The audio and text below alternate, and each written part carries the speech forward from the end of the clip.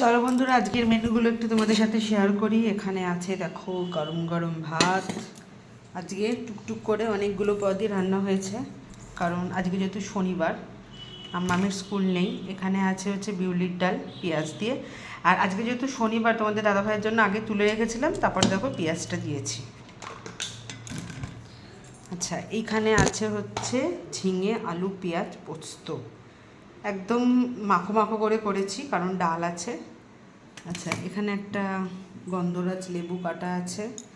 আচ্ছা, এইখানে আছে হচ্ছে আলু দিয়ে বেগুন দিয়ে রুই মাছের ঝোল।